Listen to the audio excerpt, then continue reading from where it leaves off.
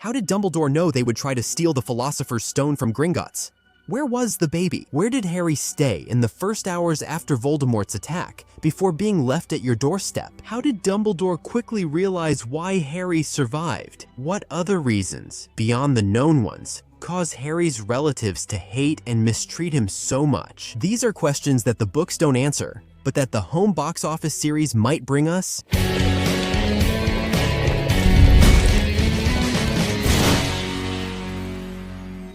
Hey there, wizards! How's it going?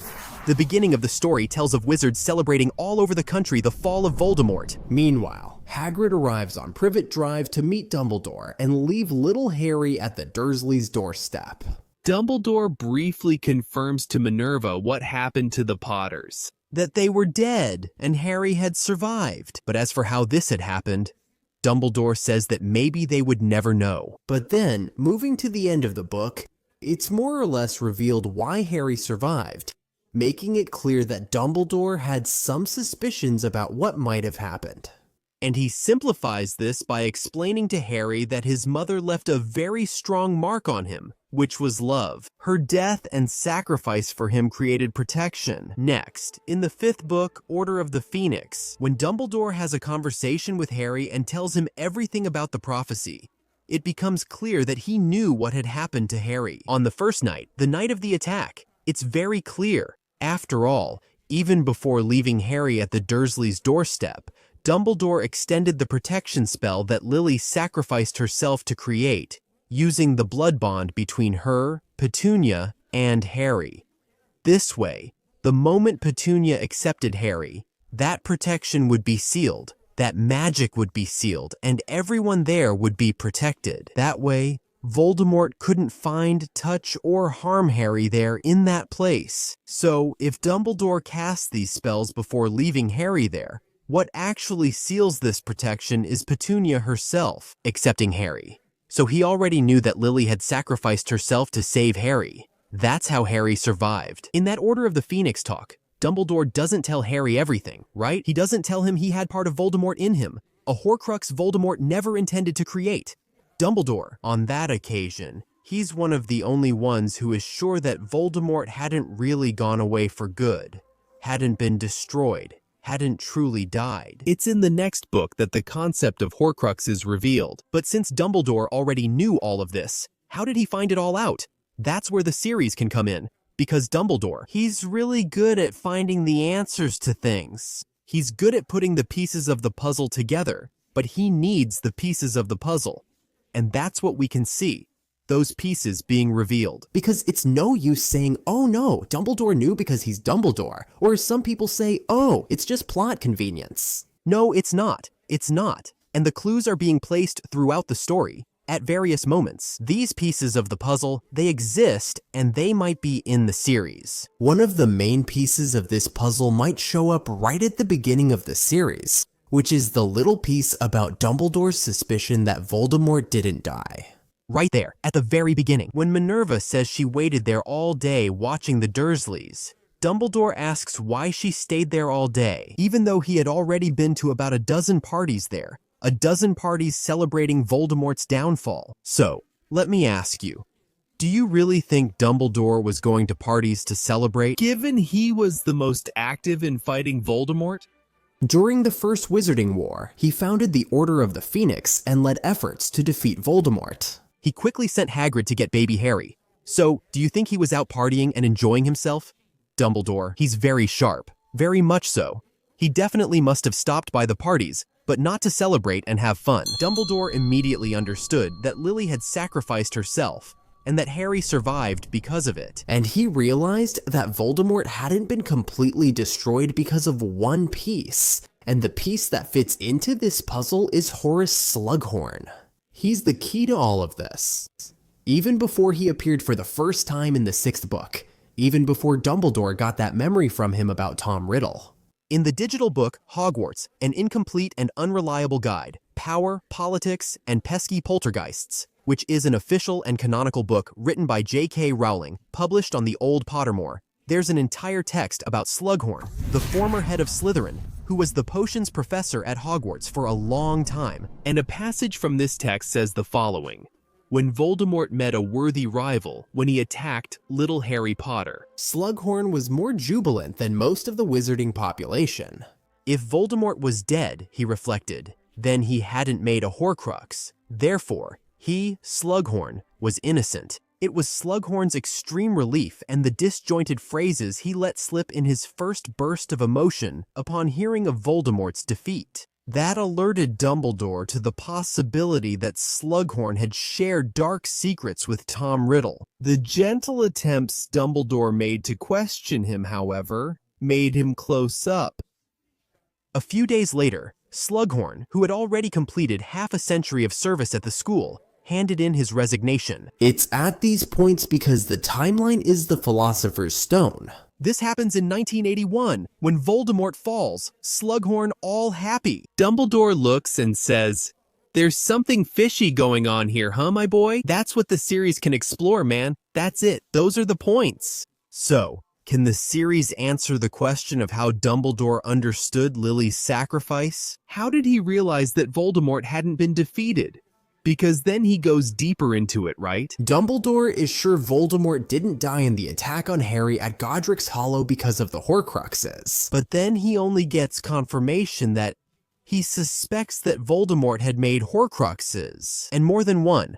When, back in the Chamber of Secrets, he gets the diary and studies it. He sees that artifact behaves in a really strange, really weird way. Dumbledore wasn't a fool. He knew what it was. Horcruxes, obviously. But then, at that moment with the diary, Dumbledore speaks. Man, he treated this here, which is a piece of his soul, like a piece of trash and just left it there. If that's how you understood it, there must be more. So, the series can go into those little points, because chronologically, it makes sense for us to see. We don't need to see Slughorn only in Half-Blood Prince, because in 1981, some content here comes from an official digital book in the Harry Potter universe, not the main book, and tells certain characters' stories. It adds this to the timeline, so it makes sense for the series to address it while respecting the chronology. So as not to spoil anything, not to show more than should be shown, right? Everything in its own time, nice and neat. But the series could very well show Dumbledore seeing Slughorn like that, kind of having a whoops, like a look, something, you know? And that would already be enough to make that connection there, with the 6th book, with the 6th season. Another question the series can answer for us is, where on earth was baby Harry Potter after the attack on the Potters, until the moment he was left at the Dursleys' doorstep? Because there's a gap there, of almost a whole day, practically. The Potters are killed on Halloween night, and Harry survives. We have an entire night, the morning of the 1st, when Walter is going to work. He witnesses the strange events, people dressed in weird clothes, people celebrating, people whispering the name of the Potters. He gets home at night and then sees the news about shooting stars, owls. He goes to sleep, and that's when Harry is left at his doorstep at night on the 1st. In short, a lot of time passes. Hagrid took all that time, an entire night and a whole day, to arrive only at night. At the Dursleys' doorstep, the Potters lived in Godric's Hollow, and then you can tell. Look at that. From the book itself, we can more or less understand what happened. The attack happened the night before, and they were there on the 1st, the next day. Because look, Minerva says, she stayed there the whole day, and Dumbledore talks about the parties and all that. And then she asks, "Oh, the rumor is that last night Voldemort went to Godric's Hollow and attacked the Potters, that they're dead and all."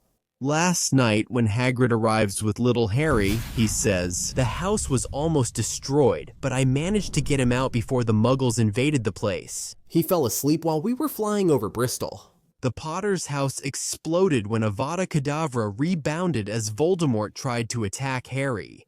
Lily's protection caused the spell to backfire and explode. An explosion really stands out, especially in a mixed village like Godric's Hollow, where not just wizards live. Hagrid arrives before curious people swarm the place. Just imagine, it exploded and made a huge noise. Terry, only a baby should be scared, should be crying. Then there's an explosion, and you hear a child crying inside the house. People go in right away. Hagrid enters before the rest, so it was fast. It shows you it happened quickly. But then we have this huge gap.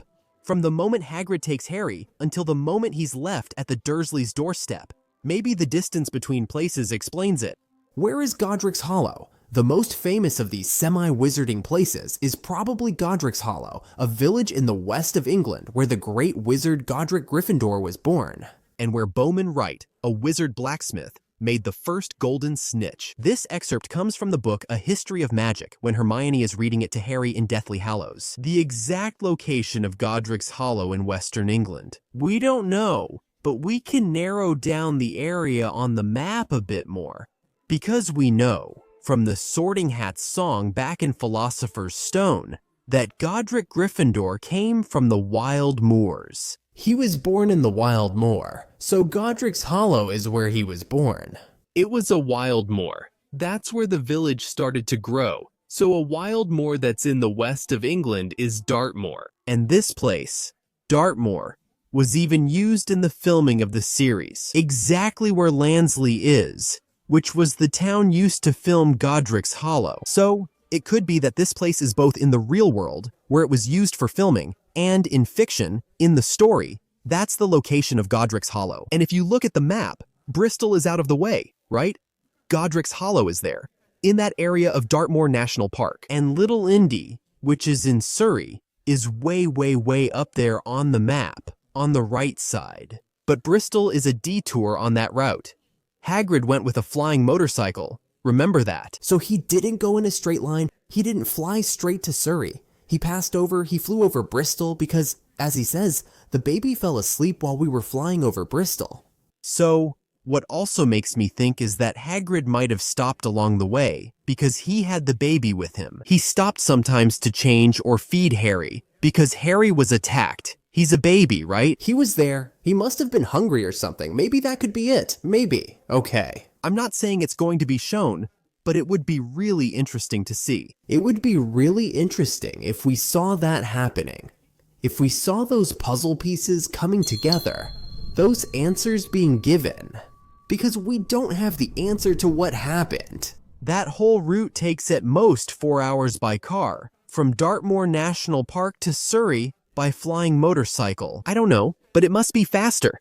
That's the direct route, right? Now, from Godric's Hollow to Bristol, it's about 2 hours and a bit, 2 hours and 40 minutes. From Bristol to Surrey, it's about 2 hours and 10 minutes. That's by car. So, let's say that Hagrid, from the moment he left there on the motorcycle, picked up Harry, and left with the motorcycle. It took him some time. Let's say it would take about 4 hours to get to Surrey too. Or is that how long it would take? He would arrive at dawn in the early morning, before Walter even left for work. But that's not what happens. So, baby Harry stayed with Hagrid somewhere. He stopped somewhere. He stayed somewhere. Something happened during that period, in that gap. So that's something the series can answer as well. I think the series has nothing to lose by adding these things. On the contrary, it will only enrich the story much more. It will only enrich the universe much more. The series can also show us the reasons. Yes, the reasons, plural, why the Dursleys hate Harry. That they hate Harry is a fact. We see that in the book. We know it. We also know. Later, we find out that Petunia was extremely jealous of Lily.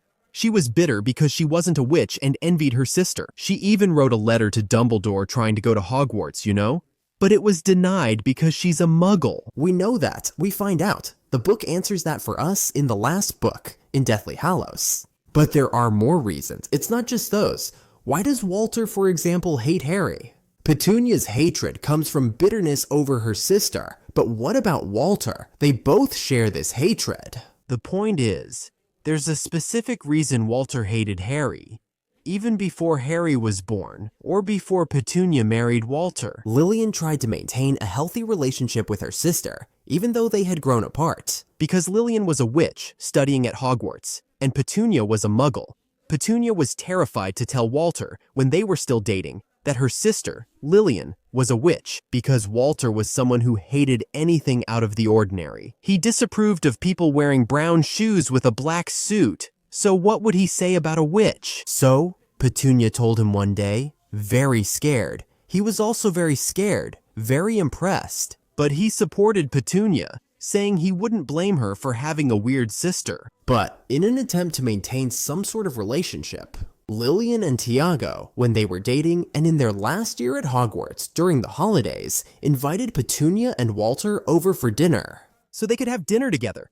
Like as couples, you know? And then at that dinner, Walter, who was really arrogant, really materialistic, really uptight, started trying to humiliate Tiago. He asked if he drove a new car, and then Tiago answered with all the features of his broom. And then Walter tried to appeal to the financial side of things, suggesting that wizards must live off government assistance because they must all be lazy bums. And then Tiago told him about the fortune in gold that his family had underground in London at Gringotts. And Walter got really annoyed, thinking he was being made a fool of, that Tiago was messing with him. He stands up, slams the table, curses, and leaves. He and Petunia leave, and Lillian gets very sad, crying, feeling really hurt. Tiago gets really embarrassed and promises Lillian that he would try to fix things, that he would try to apologize at the next meeting. But another meeting like that never happened. Lillian and Tiago still went to Petunia and Walter's wedding, but Petunia didn't invite her sister to be a bridesmaid or maid of honor because she didn't want to be overshadowed, since she had already been overshadowed for a long time because Lillian was a witch. And Walter didn't even greet them. He didn't even greet Tiago at the reception. Among the guests, he even made a point of saying out loud to the other guests, his friends, that Tiago was simply some kind of amateur magician. Those party magicians for kids. Fake, according to him, right? I don't think that. I actually think party magic is cool. Actually, one of my biggest dreams in life was to be a magician, you know? I love it, but every time I try to do it, I'm really slow. I never practiced either, right? Being a magician is really cool and must be awesome. Anyway, Walter hates Tiago. He hates Tiago with the same intensity that Snape hates Tiago. So, he hates Harry too. Mainly because he reminds him of all that. Of, not liking wizards. Of being something he despises. But there's also the fact that Harry really reminds him of Tiago. He sees Tiago in Harry, and because he hates Tiago, he projects that hatred and cruelty onto Harry too. That was the last contact between Lillian and Petunia, because Lillian and Tiago invited Petunia and Walter to their wedding, but they didn't go. Lillian reached out again and sent a letter when Harry was born, but Petunia threw it away. A little over a year later, she had to take in her nephew. And she had the mission to stay with him, to take care of him for the rest of his life, at least until he became an adult. So, man, the series can explore that, the series can explore that. That comes from a Joanne Kathleen Rowling text, officially from Harry Potter. The series explores those details. And one of the questions I'm most anxious for the series to answer, and I'm almost sure they will. It's how Dumbledore knew. How did he come to the conclusion that the Philosopher's Stone had to be taken out of Gringotts on the very day Gringotts would be robbed? Quirrell, though we didn't know it was him then, broke in and tried to steal the Philosopher's Stone. I'm curious how it all happened, because, look, I doubt that in the series there will only be the scene of Dumbledore talking to Flamel to destroy the Philosopher's Stone. The Flamels are already confirmed, and the Dumbledore scene with them has leaked. So, my friends, I really think we're going to see this. You know why? Also, right there in Deathly Hallows, when he's in Snape's memory, there's a part in the book that's when Harry arrives at Hogwarts, Dumbledore tells Snape to watch Quirrell and the bank at the start of the school year. The attempted robbery, right? At Gringotts was on July 31st, which is Harry's birthday. When he visits Diagon Alley with Hagrid, I want to understand this puzzle. How did he reach that conclusion? We know that he took it from there to protect the stone, to give the stone more protection there, under his care. But how did he reach that point? How did he decide to take it and say that? Hagrid takes it out of the vault. Takes it out of the vault because something bad is going to happen, you know? And then Hagrid goes there and takes the stone to carry it. How did he reach that point? That's where the series can come in and fill that gap, answer that question. I simply imagine in the series Dumbledore having that suspicion and all. And then it cuts to the scene in Diagon Alley where Hagrid is arriving there to go to Gringotts. And he just goes there to get the stone along with Harry, right? Since Harry is going to get his money and all. But then Hagrid arrives there in Diagon Alley, and he goes to get the stone at Gringotts? In both the movie and book, Hagrid is already there with the letter, with Dumbledore's instructions to take the Philosopher's Stone. But I want to see where that came from. You know what I'm saying? How did Dumbledore reach the decision to remove the stone and get Flamel's permission to do so? I'm going to take the stone out of the bank because it's in danger, because it's at risk, because that's what I said. Dumbledore, he's great at putting the pieces of the puzzle together, but we need to see those pieces.